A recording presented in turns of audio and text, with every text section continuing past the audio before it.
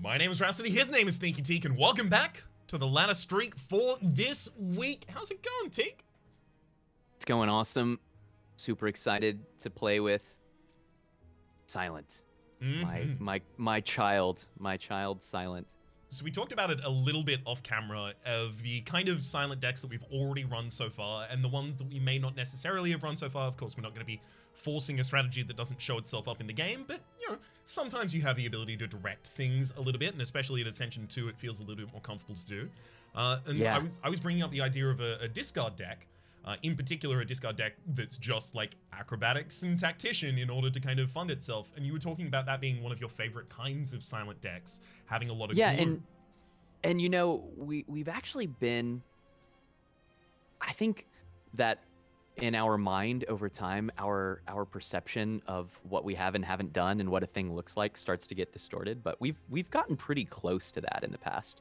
Part of the mechanism for consistently enabling Grand Finale is having a bunch of different sized draw and glue cards, right? So yeah, honestly, acrobatics is a huge glue card for Silent on any run, particularly at higher levels when you're dealing with dilution of statuses and stuff. And so acrobatics is awesome. Once you have a few of those, tactician is pretty good too. Just hoping. You know what? We haven't done a lot of attack spam. That's one thing that we have not gotten a chance to do. Wow, you don't count the shivs as attacks? Well, we've had some shivs, but I mean, like, I'm talking some deep attack spam. Like, have we had any runs with the finisher in them yet? Maybe one. No, I don't think so. I think finisher but got that's very relic generated dependent. by something. That's part of the reason. I'd very much like to start this run with a Wraith Form. Me too. The only time I don't take that is if it's like only merchants in the beginning. Ooh, but that is a good point. In general, I'm all in.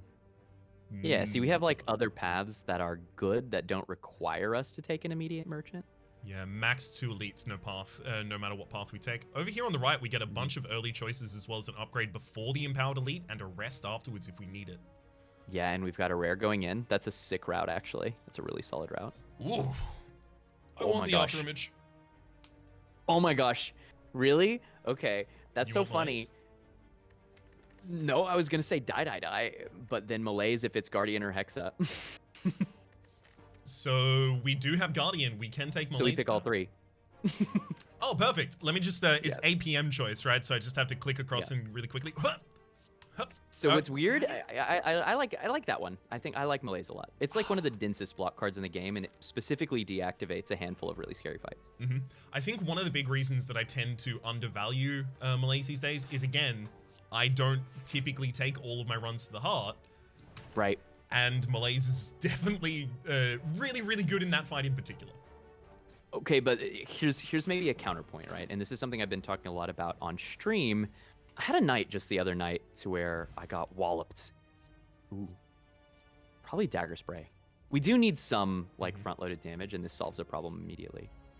Anyway, I lost 4 Ascension 20 runs in a row, which is like, I'm not complaining. That's very within variance.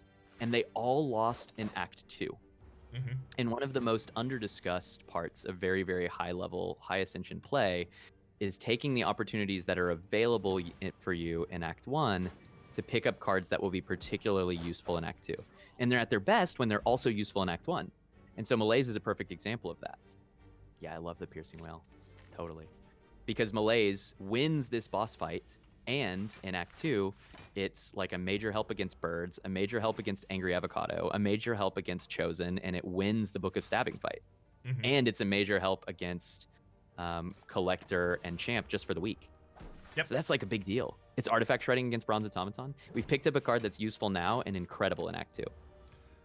See, but like that is why I initially did value Malaise a lot higher than I did do now, rather. Like it was an insta pick for me for a very long period of time. Back when I thought like Wraith Form was bad because it took away your decks.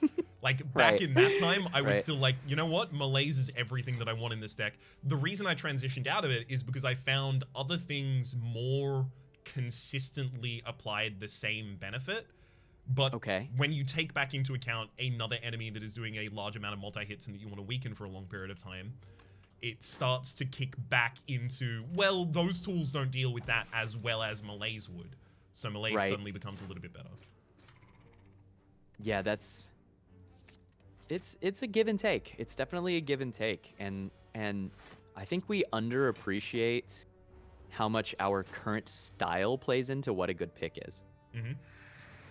Because sometimes you're playing in a way to where, yeah, maybe it's not malaise, you know? Maybe it's not. Yeah. I mean, it's fair to say that a large amount of the reason that I wanted to go for... I'm just going to burn that right now. A large amount of the reason that I wanted to go for the after image is because I wanted shivs. Okay, I see you. Yeah. No, but you know what? After image is... I used to never take after image when I was... And when I say used to, this was really quite a long time ago. But I went a long time to where I wasn't just taking it. Ooh. What's we our have upgrade a footwork in the deck, which is why I like the cloak and dagger. Footwork, malaise, neutralize. 2 upgrades on this path if we take both of them. 3rd at the top. I think the cloak and dagger's all right. My biggest concern right now is how do we beat empowered gremlin knob? And maybe the answer is it's Ascension 2. We malaise it and then like block an attack. Yeah, and take a lot of damage. So dagger throw is the solution if we want to try and account for the gremlin knob in particular. It can be. It can help for sure, but maybe not so much. I think we should take this cloak and dagger, and we're just very hopeful that we're about to get a good potion and like a skewer to upgrade. That's our best. That's a good example of something that would be like perfect. You absolutely gotta love it going off like that. I don't know if we're gonna have the ability to get the looter down in time. Yeah, we're not very aggressive, are we? Honestly, we probably take a little damage here too. Because can we strike Shiv? Oh, that still doesn't kill the... Oh, man. The dagger spray is going to be weakened next turn as well for 3 damage each. It's like a Do you strike here sets that up, the kill on the front at least. Yeah, do you want to use Essence of Steel here or save it for potential... For the potential elite fight and stuff like that. Tri-sentries? Definitely. Yeah. Okay. Yeah, that sets up dagger spray even with weakness. Yeah, we need him to go for a big attack. That's not going to happen. Bye, Looter. We got close. 18 damage is... What we want here is Masterful Stab. I'm not going to lie. That's like the best. What, a fire potion and a glass knife? Oh, it's the best. I think we solved the gremlin knob fight. Do we want to just... It's the best card imaginable. We're in such a deficit of damage at the moment. Do we want to just, like, pick up 8? Oh, this is an incredible upgrade for Act 1 pushing. Yeah, that's so much damage. That's an 8-point damage upgrade on a single card. It's good in all 3 of the fights. It's like, look how much we've chunked down that back sentry on this turn with that glass knife. Like, it's crazy. It is. Just thinking in fact, exactly how much I want to do. Oh, and we have a fire potion too. You know, do we have to burn it? Or the fire potion right now to defend? So like basically, the sentry. I want to kill one of the front or the back so that they're off sync with each other in the attacks. Agreed. Which makes me wonder, is it actually glass knife, fire pot, the front one? 24. Yeah, because if we're gonna be using the fire pot for the finish anyway, we might as well do the more damage with it. I don't think our damage density is high enough to not use fire pot here. And this lets us block on this turn, and it also reduces dazes in the redraw substantially, right? It feels good. Yeah.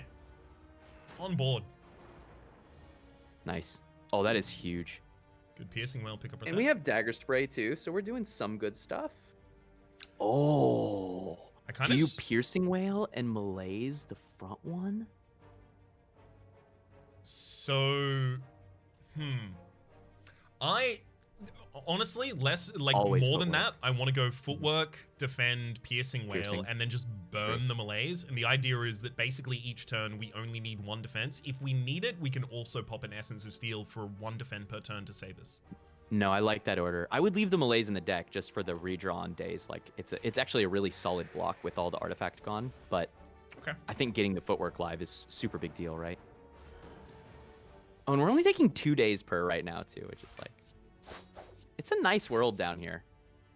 It's very, very comfy. So we just It went is. down from 24 to 20 damage with the glass knife in particular, so we'll set you with a neutralize there. Smart. Hey, we could even go for the frontliner if we get a single attack in it as well. Or just set up for it. Both of them are ready to go. Maybe that means we... Yeah, I the don't know. What glass is the knife- optimal strat there? Well, it really depends on the order in which we draw them, but we want to pepper down the sentry in the back line for the possibility we don't draw the glass knife, but we do draw a dagger spray strike. Actually, is that even going to be enough? 8, 6, 14. Right. Yeah, it'd be exactly enough. Then perfect. Perfect. Nice. Yeah, I think that's optimal, right? We got one half of the equation, but we got all the defense we need. Look at footwork. I mean, it was playing around edge cases at that point, so it's not like... Right. Not like we have to worry about that not actually being how it turned out. Although, if this fight was going much longer, I'd be really annoyed about the glass knife being in the bottom of the second shuffle there. Agreed. That was a really, really good fight, and that is a crazy pickup. I mean, we don't have other draw in the deck yet. I'm not gonna lie.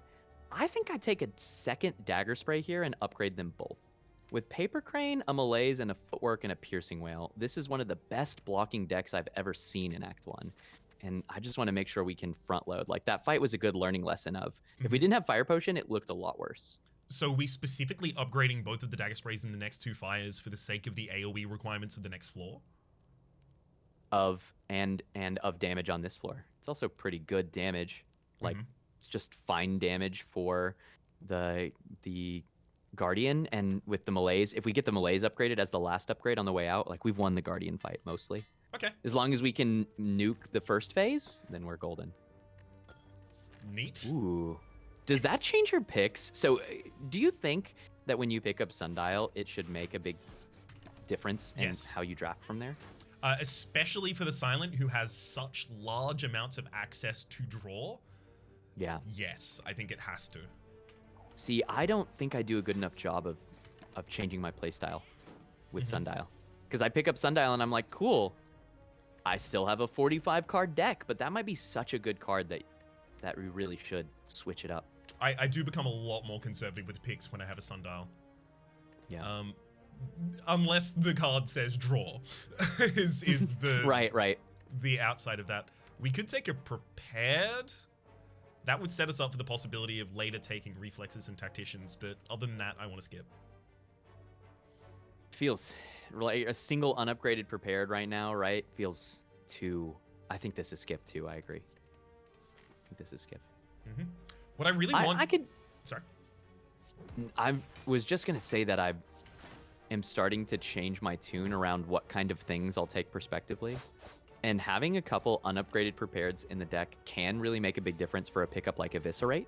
And so I really did consider it there, but I think keeping it out is probably better than putting it in. Love that. What were you going to say? I'm sorry, I didn't mean to cut you off. What was I going to say? It's the hardest question. I'll continue chugging along and see if it comes back to me. Sure. Not enough money for that, but you want to go for the extra fights for... Wait, actually, do we want to go to the extra fights for card looks? Because, again, Sundial. But we still want to see cards, right? Like, we definitely do. The potential of getting, as an example, here's some cards that I think we could see right now that would get a slot. Crippling Cloud. Yes. The rares, Wraith Form, Corpse Explosion. I would take a second Glass Knife in this deck. I would take Noxious Fumes right now. With as defensive as we are, Caltrops right now is incredible. I think it's worth looking for cards like those. We just have to be ready to press the skip button. Okay. And you're still getting money from the fights, and you're still getting potions, right? So it's value. Very, very fair. Ooh, do we want to account for the failing of the previous one? How do you mean? What do you... Like, in of the looter? Of, like, using the glass knife to go for the looter. But also, I think we might want to pop the explosive potion here. Like, we can keep the other 2 potions. We have an open slot for the possibility of potion after this. And also, the rest of the deck, like, other than that dagger spray, we are lacking defense, and our damage isn't great. I see one alternate line, which is Speed Pot, Defend, Survivor, Glass Knife. But it's going to be a pretty heavy fight. I think we can afford to hold off 1 turn on Explosive Pot. But if we glass knife the front line, 24 damage, down to 8 health, we use the explosive, it's dead, we have 11, we take a footwork, and a survivor, we take 1 damage this turn, and then we just focus on the loot of the rest of the fight. Yeah, that's probably correct. The reason I was so hesitant to use explosive is I wonder if it does save us a turn of damage against Gremlin Knob. But maybe we save a turn of damage here. You know, right? It's like very similar, I think, at this Ascension. I think you're right. Cool. Yeah, good call. I'm sometimes too hesitant to spend damage potions because of specific challenges like Gremlin. That's something I struggle with. But I've just lost so many runs to those challenges, right? Like you adapt your play. Yeah, you do kind of just get shell shocked by it eventually. Mm-hmm. I remember, heal hook, because we get here? Yeah, we're gonna increase the density of weakness in this deck. We have a malaise already. Heal hook. Okay. It's a little bit of damage. It's a non-zero amount of damage. It's good enough for me. Just cut a defend. The thing is, we don't have that many cards that say the word block on them. So I wonder if I ever burn heal hook here. Just go to full the heal. I don't think we need full health though. I don't think we need full health. What I really want to give up here is 1 strike. Yep. Which makes me a little nervous. One of our strikes is mega upgraded into a dagger spray. Yeah, I think it's okay. Yeah. Just makes me wondering. It's okay. Strength pot here, I think, right? I think this is our strength pot with the glass knife. That's a strong lead. What's the amount of damage we've got that we 2 have dagger sprays. 666, 66, 60, sorry, 30, 38, 42, 45. And this is only if we draw them in separate hands, 45, 50 total. Yeah, we need the strength pot. Yeah. With that many double damage attacks, it's part of the reason multi-hitting attacks are so delicious, is that they make your potions better. Delicious. With a dagger spray and a strike and a heal hook left in the deck, so the extra 2 strength, 866 is 20 is 27. So we have enough damage left in the deck to kill the enemy to defend here. I think you're right. I couldn't see very many draws where we didn't find lethal, especially with the acro. Although, neutralized heal. Yep, bingo. Nice. Ooh, Clever. Letter opener. Ooh. Okay, that's very hype, and this is wild. We've got an acrobatics and a survivor. I think that at Ascension 2, you can take the second footwork. Okay. I think it's super hype, especially with letter opener. That's crazy. My concern here is just that we don't have enough cards on them that say block, and I don't want to bloat the deck much past this point either. But it's true. I'm happy with this. It's true, but we only need to pick up like a deflect and a dodge and roll, right? And then all of a sudden it's crazy. It's still the malaise here, right? I think so. Because of how much power we get out of the minus strength. Yep. I can see a place to where this deck is like 2 upgraded footworks, a couple dodge and rolls, some acrobatics, and like we're cycling for energy gen with the sundial, and then we've got like sustained linear damage with letter opener, and then we've got like a couple front-loaded and scaling damage sources, and it's just good enough. Well, nice. Yeah, we... wait, what do you mean nice? Blessing, right? Does blessing get us there? I don't know if it does. That's what I'm trying to calculate at this point. 6, 12, 21. 9, 18. Oh, God. We're off by 1. Yep. That's so savage. Hey, but this is only 16 damage, so is it? Exactly, with the 40% less damage as well. That was the debate that I was taking at the very start, whether or not I push in extra damage or go for the higher malaise. But I thought that -4 on this invalidates so many of his attacks that if I take, even if I took the full 16 here, that would ultimately be better for us. We've got 54 health. No, I agree. The full malaise is 100% the line. Because now we just, like... We can basically sit here and just chip them down with letter opener and occasionally play like the necessary dagger spray, and that's just gonna win. And once we get both of the footworks live, whoo! Yeah, there's nothing you can do to us past this point. so crazy. It's wild. Oh, I love putting the weakness on that as well, just so that you can... Oh no, poor baby. Anyone feel the gust? Anyone feel a rush of air past us? Something just snuck by me. I'm not sure what it was. It's one of those doesn't match my AC, so it's a glancing blow that does no damage kind of situations. Right. Do you have much experience with tabletop RPGs? I do, but like, okay, so I have played a handful of 1 or 2 or 3 offs of a bunch of different formats. Played a game of Changeling, which is from,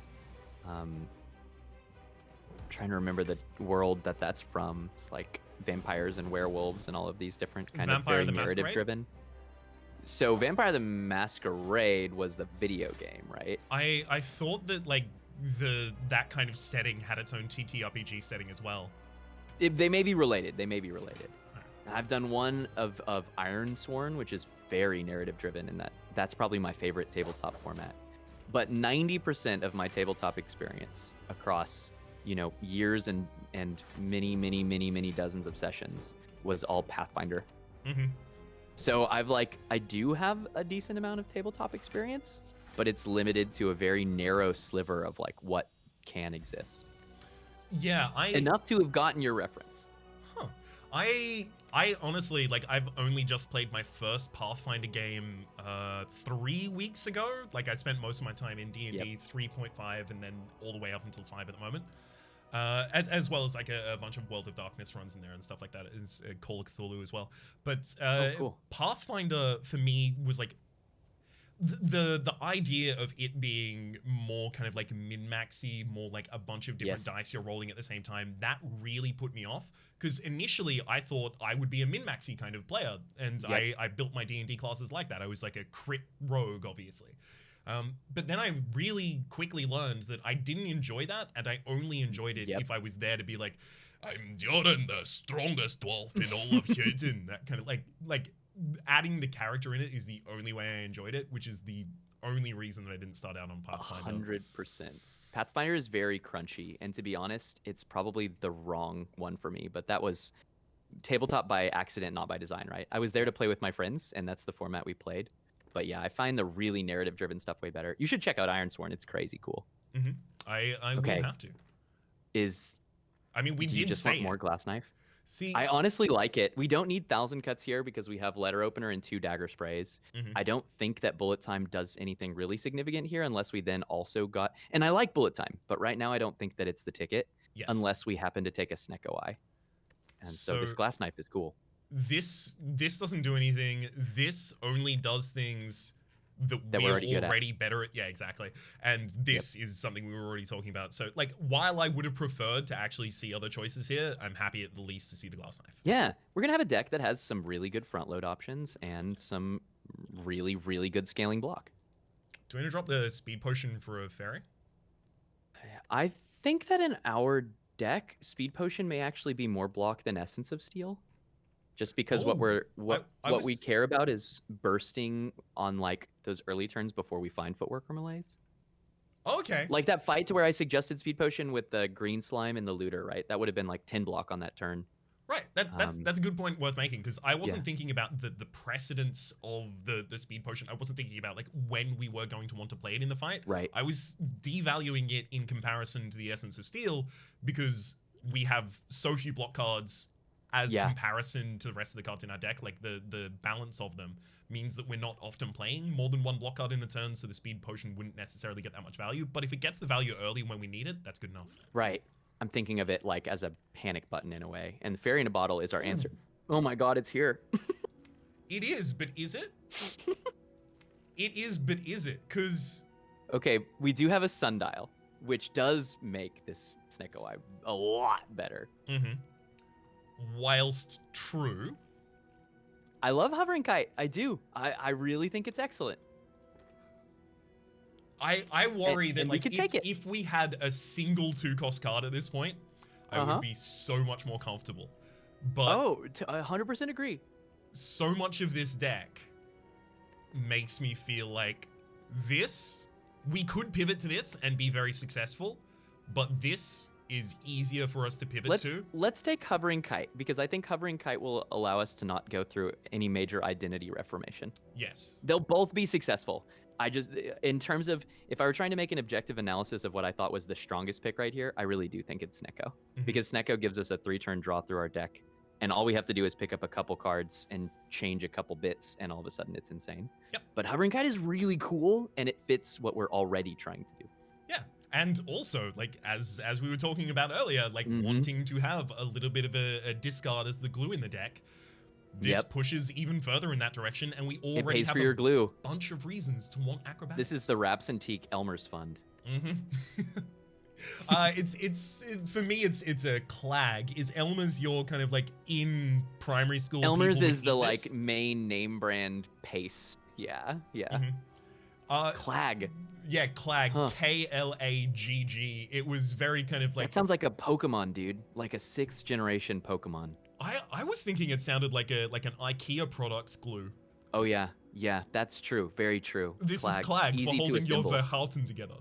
My Verhalten. How did you know? Look, we all need a Verhalten from time to time, and sometimes that Verhalten needs Clag. For the moment.